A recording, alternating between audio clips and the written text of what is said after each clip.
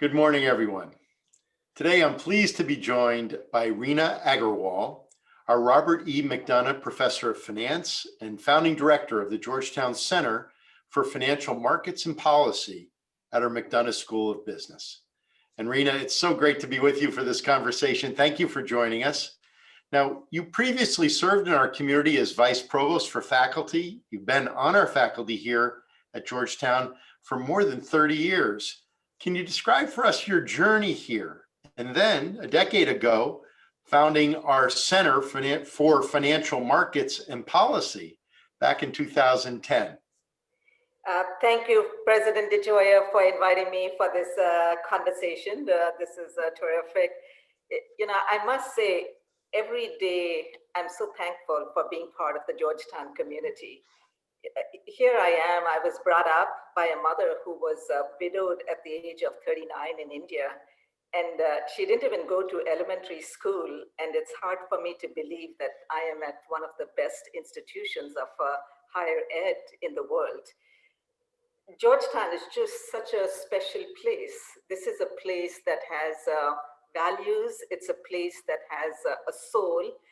And I just love my portfolio.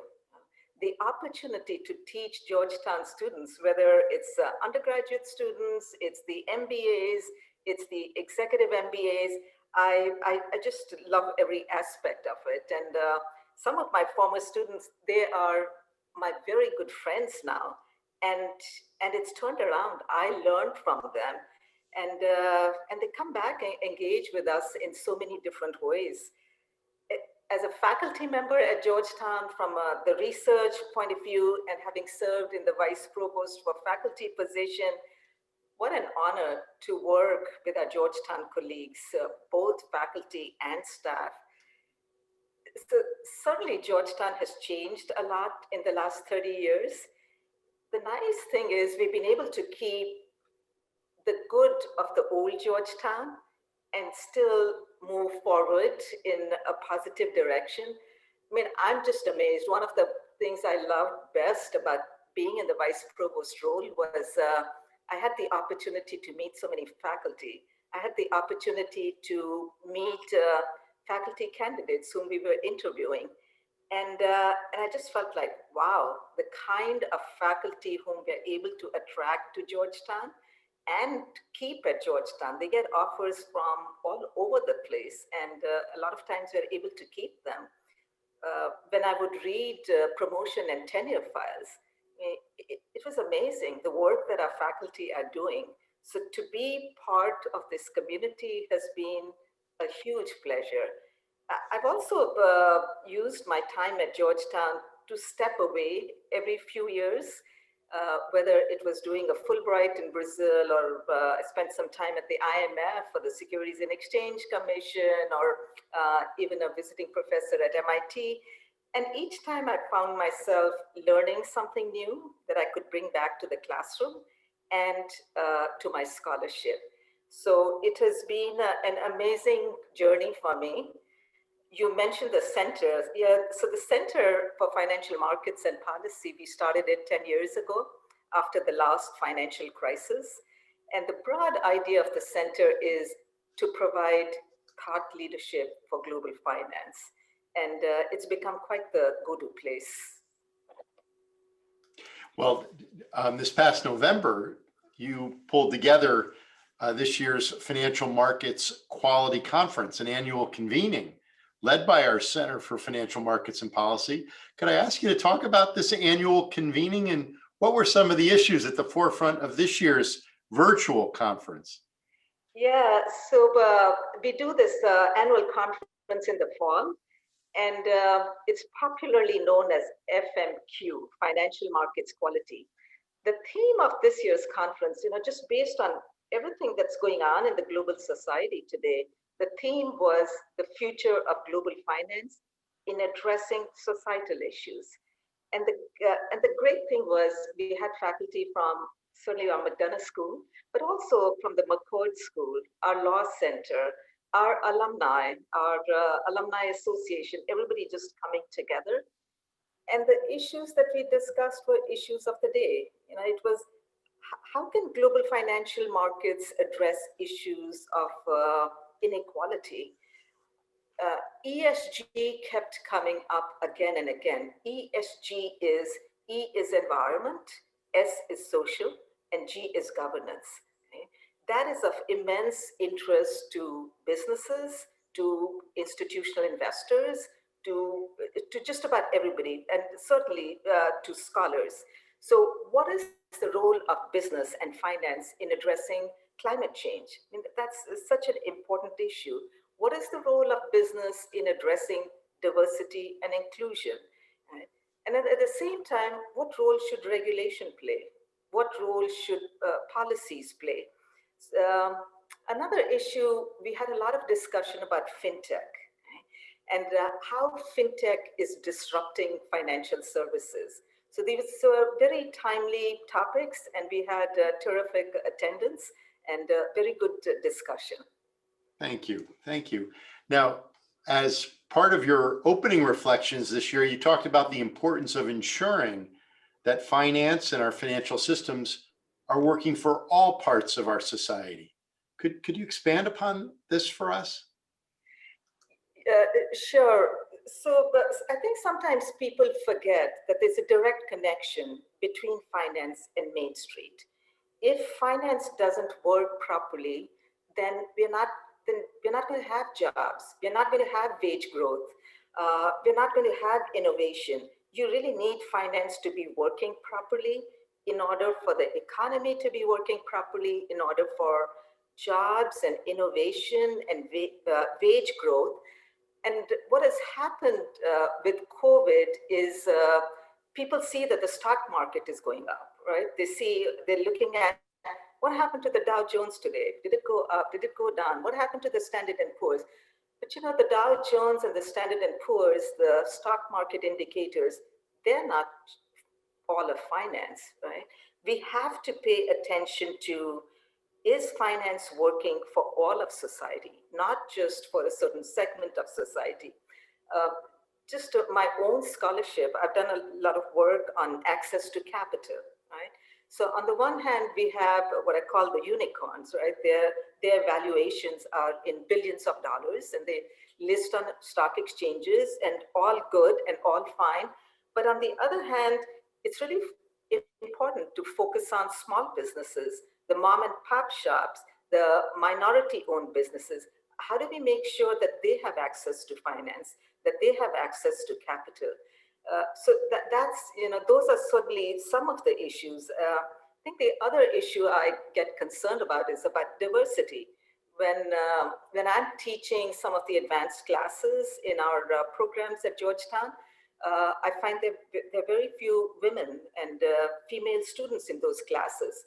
So if we're not going to have the pipeline here at Georgetown, then how are we going to have leadership in finance that is reflective of the country and society largely? And I do believe that diversity is just so important, as you know, to make the right kinds of decisions. We need the best and brightest in all fields, including finance. And so it's issues like that. And I worry that COVID is making some of these issues worse rather than better.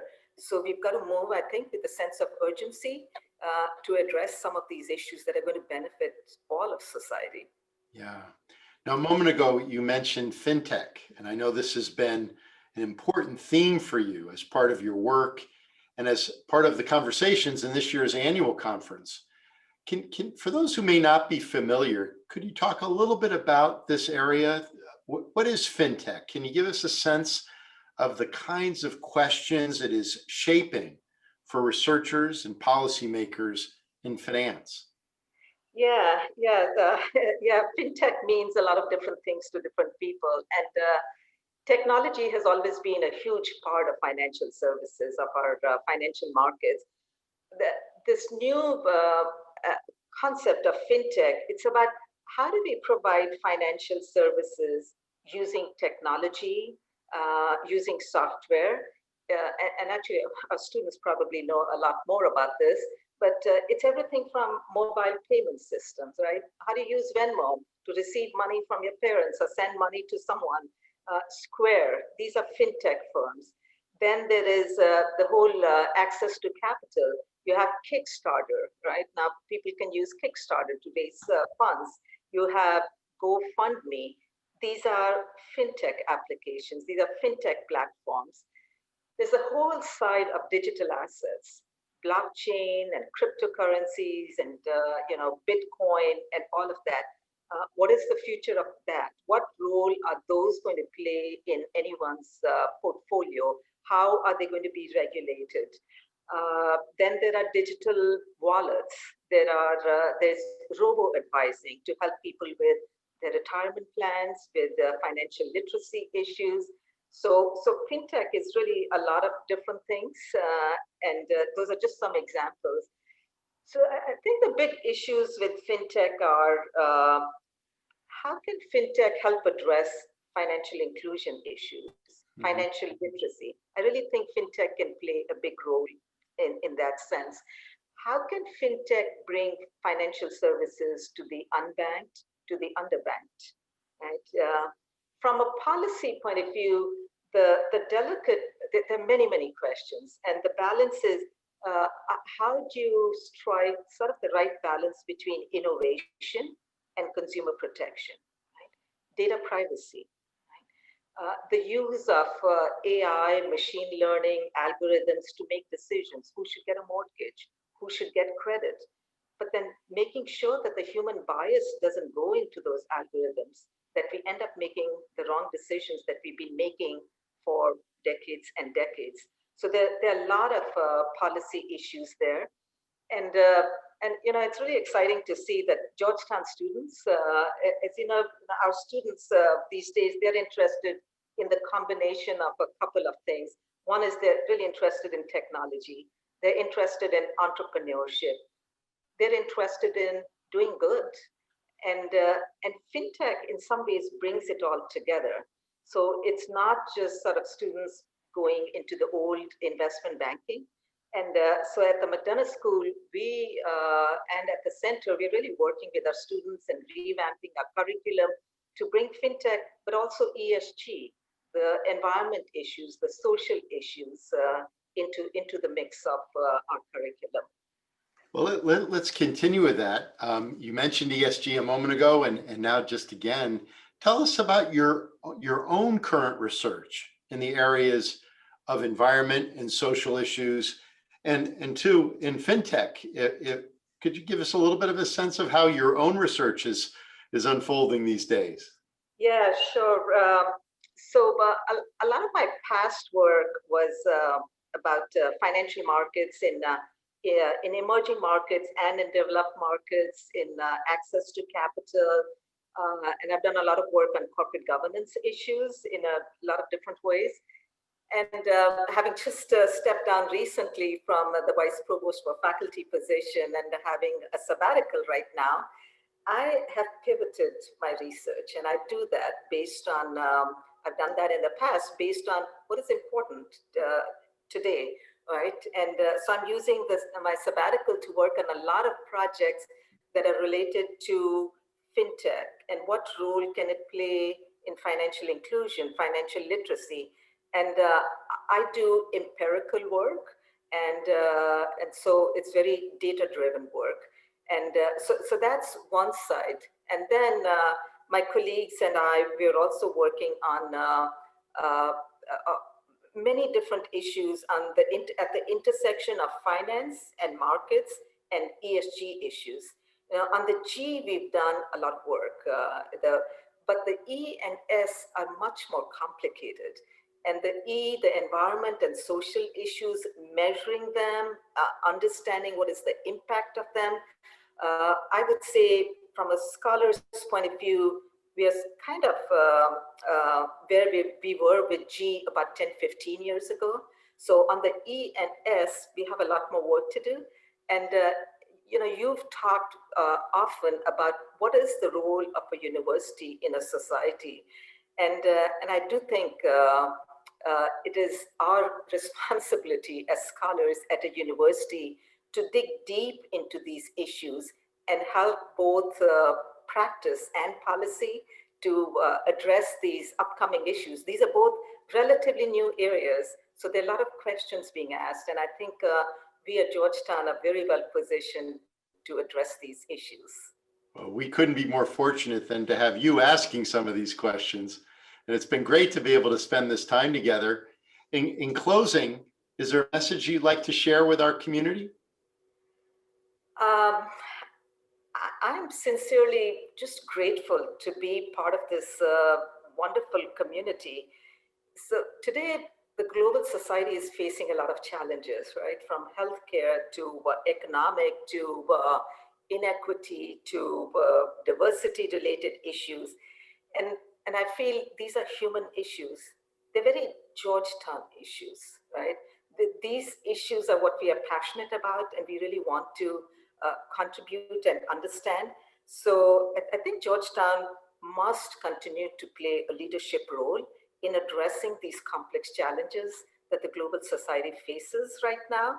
And I think the work that's going on at Georgetown, it's really helps make the world a better place. So I am very optimistic, right? In spite of our short-term challenges, we are an institution that have been around for a long, long time, and we'll keep laying the foundation. And I really believe in this next generation that they're going to do some wonderful things. Well, Reena, thank you so much for joining us for this conversation and for sharing your insights with us today. We're so grateful to you for your leadership in our community. And I look forward to being with all of you again soon. Take care of yourselves and take care of everyone around you. For every Hoya, everywhere.